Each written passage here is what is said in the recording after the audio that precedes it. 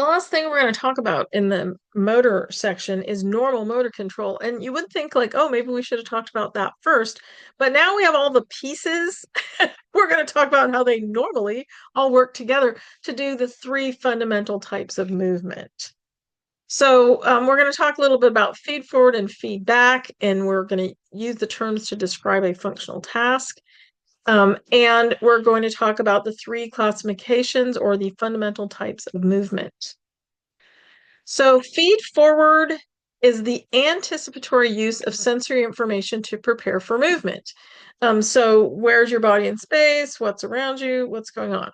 Feedback refers to the use of sensory information during or after a movement to make corrections either to the ongoing movement or future movements.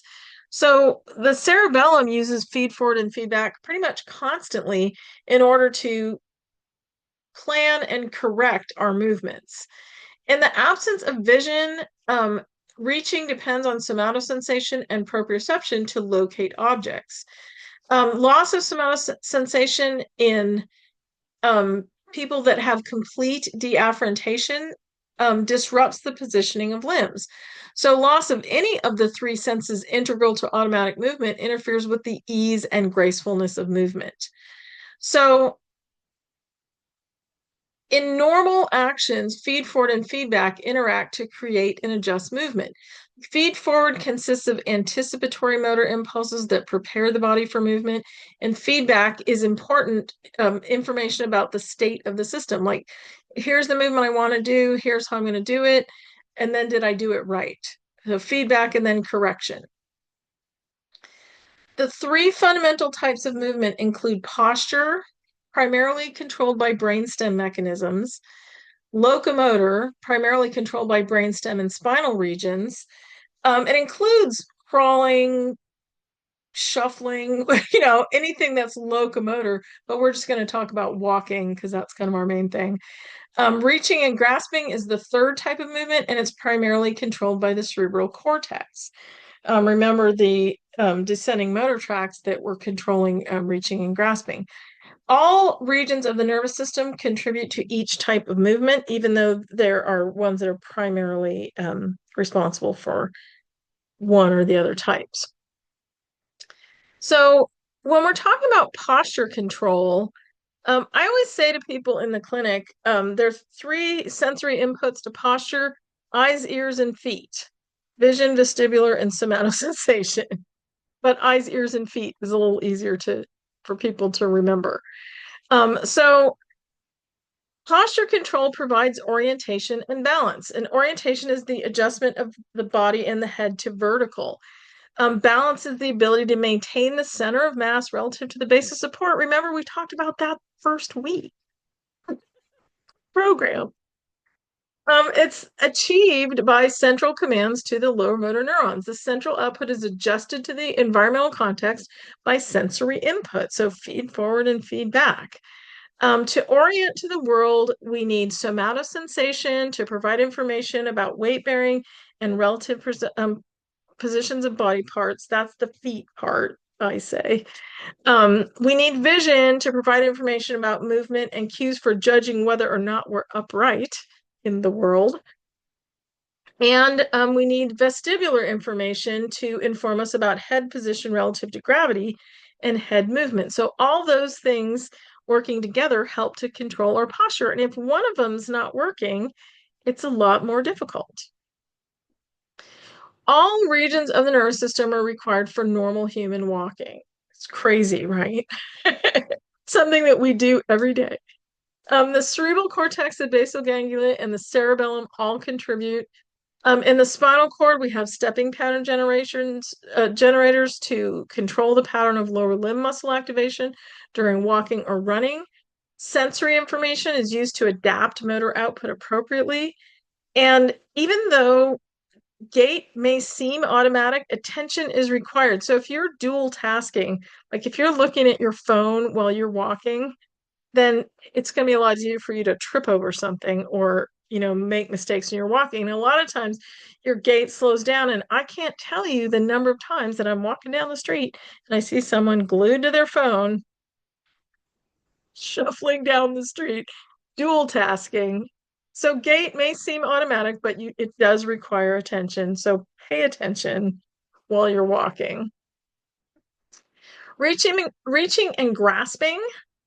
Vision and somatosensation are essential for reaching and grasping. So vision provides information for locating an object in space and assessing its size and shape.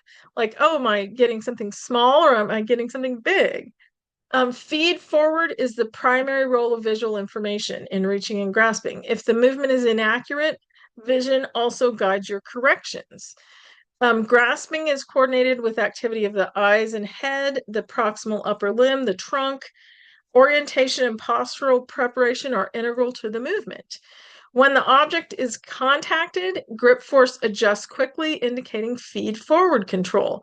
After an object is grasped, somatosensory information corrects any error in grip force. So there's a lot involved in a really simple fundamental activity. So for normal movements in motor planning areas, control circuits and descending tracts have to act together with sensory information to provide instructions to motor neurons. The basal ganglia receive most of their input from the cerebral cortex, and their influence on movement is provided via the cerebral cortex and other areas of the central nervous system. So even though the basal ganglia are really important in sequencing and planning and adjusting movements, it's providing all of its control through the cerebral cortex. So if you lose visual feed forward, it impairs your movements. You have to depend only on somatosensation rather than on visual guidance. One time I was working with someone in the pool doing aquatic therapy who had vision loss and was working on her gait and balance in the pool. The water gives you a lot of sensory input, so you can tell where you are in space. So it was a really good place to work on balance and walking when you don't have that visual feed forward. Parietal lobe damage interrupts the action stream, the visual action stream, preventing accurate reaching and shaping of the hand. Loss of proprioception prevents the coordination of even simple multi-joint movements. So during fast movements, it causes movement decomposition where you can't put together movements. Complete bilateral vestibular loss interferes with balance, but visual or touch information can significantly improve balance. So even if one of those systems is missing, other systems can make up for it. So you can still be functional. In Parkinson's disease, muscle rigidity and reduced central control affect posture. Generally, people present with a flex posture, lack of protective reactions, and weak anticipatory postural adjustments. In hypotonic disorders, you have inadequate postural control because the muscles just aren't there for you. In cerebellar lesions, they don't generally affect posture, but they cause ataxic gait. So when you're walking while you're dual tasking, so neurotypical adults can walk down the street looking at their phone, basically. But people with neurological disorders have greater deficits in gait speed, stride frequency, and stride consistency. So if somebody's asking you questions while you're trying to walk, a lot of times you have to slow down in order to process everything.